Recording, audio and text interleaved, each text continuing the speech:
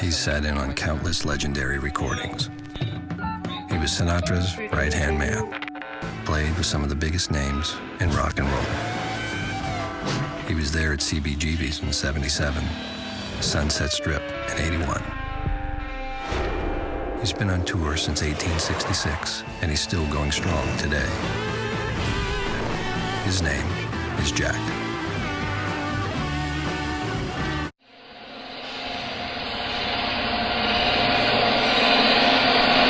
When we do this practice, it's on stripped up in the museum, and all the people who are looking at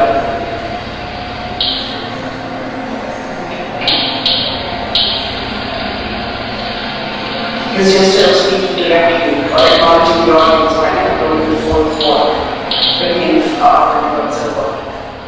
I put the ball that kind of shows that thing, like about this dim light and the reference from the miniature painter, how they work in dim light. And your work basically deals with the idea of light, materiality, and of course the concepts what Oppenheimer was working with. Do you mind telling us a little bit more about the story behind this particular work? There is no story as such, but I started with this idea of Oppenheimer when he saw the first atomic test. So he saw the light and he was overwhelmed by this mushroom cloud, and that image also, it happened for the first time. Before that there is no mushroom cloud, like that image did not exist before. So when he saw that, he recited Bhagavad Gita, 2 sloka from Bhagavad Gita, where Krishna is like talking to Arjuna that you do your duty and you fight. So that was interesting in the beginning. I started with that. Then Oppenheimer goes on talking like about the color and how that light made them blind for many seconds. The invisible atomic chain reactions, reacting to every matter that comes in its way. I'm doing a project called Act the Victim. It's a very important project for me. I'm going to people to ask them to perform as victims. All melting in one temperature, colliding and amalgamating themselves into some alien-shaped liquid. There is a link that I find this physicist is performing kind of victim in that documentary I told about. On the YouTube you can see the video.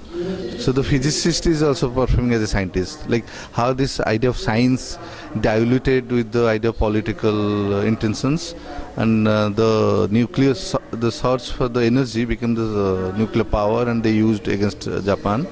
So that there is the connection of my previous work and this work.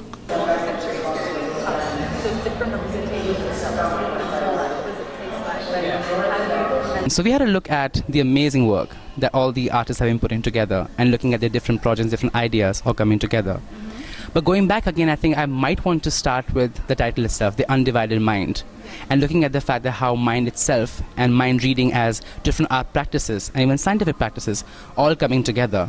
Is there a certain important chord for you as a critic and as an observer of all the works in formation that brings all of them together in a certain red thread? I mean, yeah, I guess like you just said, referring back to the conversation that we just had, I think that that nothing ever exists wholly and solely within itself. So art will never only be able to sort of live in this cylindrical cycle where it keeps coming back to itself, that it's always this multidisciplinary space. And I think the beautiful thing about these artists and the work that they've produced is that aesthetically they're all incredibly different and their inspiration is all really different, but their approach is very similar in that they don't see art and science existing as dualities, which you sort of do find in conventional sort of conservative trains of thought, I guess, and rather that it's this organic process, and they're both really experimental and empirical in the way that they sort of engage with the world around them, that sort of informs their process, and you know, that the two will always sort of coexist side by side, that one is no longer, you know, any different than the other.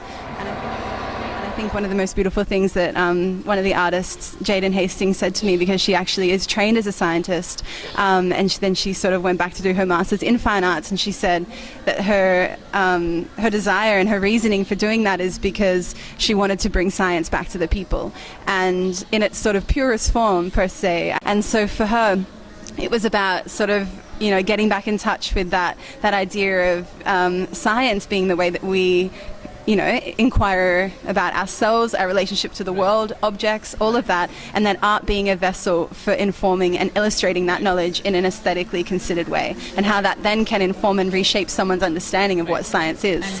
What is incredibly interesting about contemporary art, and particularly I guess what we're exploring here at Khoj at the moment, and this sort of intersection between these two spaces, is that it doesn't have to be beautiful. It can be grotesque, it can be ugly, it can be raw, and you're still using science as a way to inform your practice, but your intention and your main goal is not necessarily beauty.